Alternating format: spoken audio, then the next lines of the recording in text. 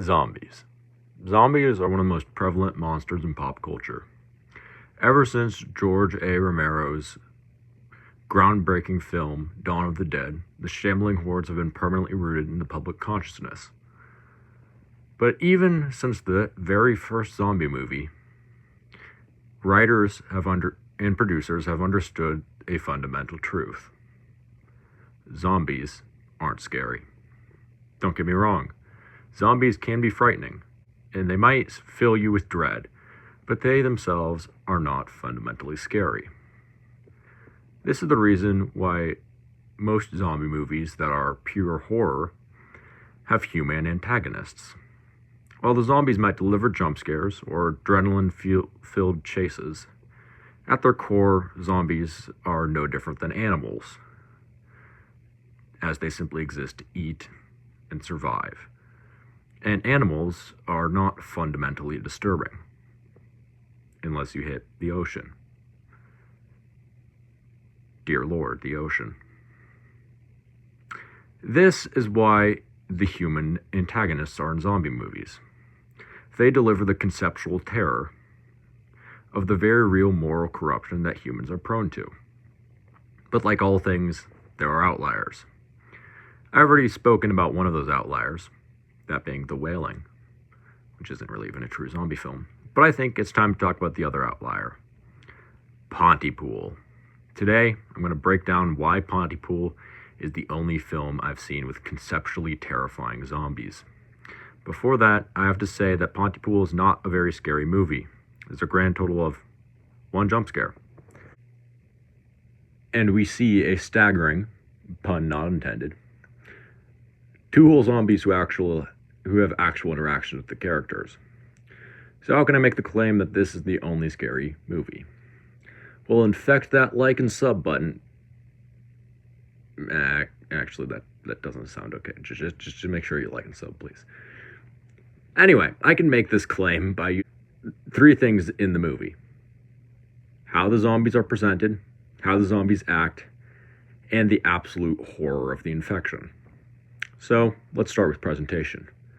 The brilliance is that you don't actually see any zombies, or at least you don't know that you've seen a Zed, because there is one in the very opening scene when he's walking in, when the main dude, the disc jockey's walking into the radio station, until well over halfway through the movie. But you do hear about them. The majority of the information about the zombies comes from the field correspondent of the radio show. We don't actually see the zombies, so we are forced to use our imagination to create the mental image based on what the correspondent is saying. When you finally see the zombies, it acts like a true horror movie reveal, as the tension that has been built up is incredible. The fact that the zombies are not seen for so long makes them much creepier. The final point of presentation is the emergency broadcast that is heard in French.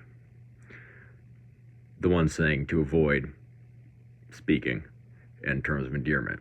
It creates so much atmosphere as you're left extremely confused by the seemingly impossible suggestion that is given about the zombies. So now let's talk about the actual zombies and the virus that made them. The first thing to note is that the zombie outbreak in Pontypool isn't caused by a bite or spread through breathing in toxic spores. Okay, let's stop for a moment. I need to do a quick rant about The Last of Us and why it is fundamentally garbage. Humans breathe in spores all the time.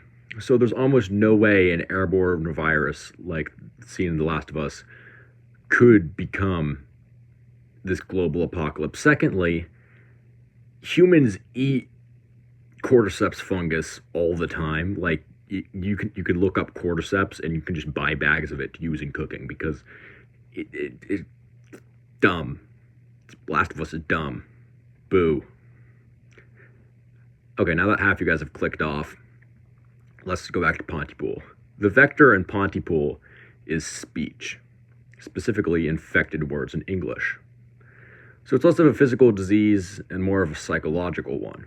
The theory that the doctor gives is that it is caused by the listener hearing an infected word, and once the word is heard, bird is the word, I'm sorry.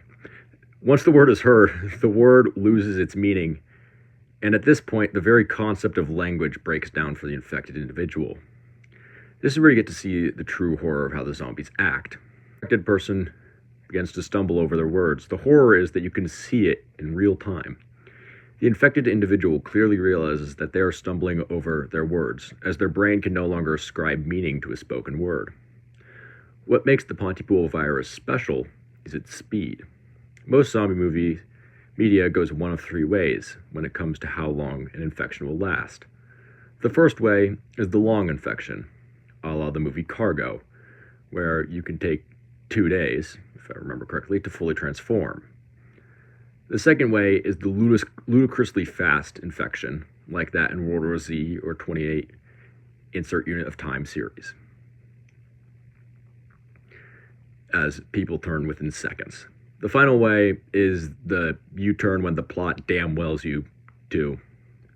See Resident Evil, where the infection time goes anywhere from 15 seconds to enough time to write multiple largely coherent journal entries about becoming a zombie. Itchy tasty. Pontypool is unique in that it is not instantaneous, but it is fast enough so that you can see the person helplessly realize that they are losing it. But enough about the horrifying infection, where the individual has to realize that they are turning. So let's talk about what the zombies actually do.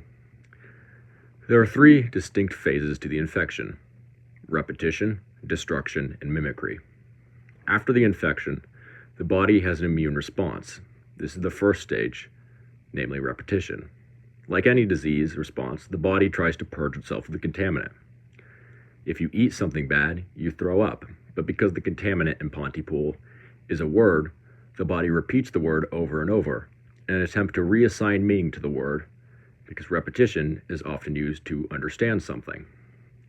It is shown that if the word is reassigned meaning, then the person is cured, as they have essentially purged themselves of the infected word. But the way the zombies just repeat the word is, while you see them gripped in terror, is terrifying. But then they hit the second phase of the infection. The way I interpret it is that after repeating the word fails to give it meaning, the immune system gives out. At this point, the individual has lost the ability to assign meaning to the world, and thus one of 2 things happens. First is an animalistic violence, as the infected can no longer understand the world around them and can only spread the infected word. The second option is the only part of the Pontypool virus that is dumb. That is, the individual will vomit up blood and die if they cannot spread the virus. But because that flies in the face of my purely psychological narrative, I will make like a politician and ignore hard facts. Then we reach the final stage of the infection: mimicry. Those who do not die from being unable to spread the infection can no longer communicate on their own, so they use the sounds of the world around them. One of the eeriest scenes in the film is when a zombie starts whistling as it imitates a tea kettle that has begun boiling. The zombies don't really have a clear reason on why they do this, but my personal theory is that they are trying to recreate a form of communication. The violence they exhibit is a result from the intense frustration they feel at not being understood, along with a desperation to be understood, compounded with their breakdown of understanding how the world operates. But why do I say this is terrifying? Put simply, there are a few reasons. The first is that the means of infection, that being English, particularly terms of endearment, is so interesting and terrifying because you never know which words are infected, so you can never be truly sure what's safe. You realize at the end of the movie the fact that the radio station's repeated message about a local cat named Honey was probably what caused the outbreak in the first place. But the way the virus erodes the way the infected understand the world while being fast enough for them to panic as they understand that their mind's slipping is just straight terrifying conceptually. Furthermore, the fact that this would kill everyone in America with a quickness is terrifying. But again, it's that unknown variable that I think makes the Pontypool virus really special. Any word could be infected, but what words are infected are unknown. This is the nightmare that Pontypool presents in a world where speaking can lead to total destruction of self. Thank you. That was a bit of a darker video, but I've just wanted to make a video on that for a while because I think it's an intriguing movie that deserves much more love, even from those outside of the horror community, because it's not straight horror, it's more of a thriller. Anyway, thank you guys as always for tuning in. I really appreciate it. And have a great day. Remember, Honey the cat is missing.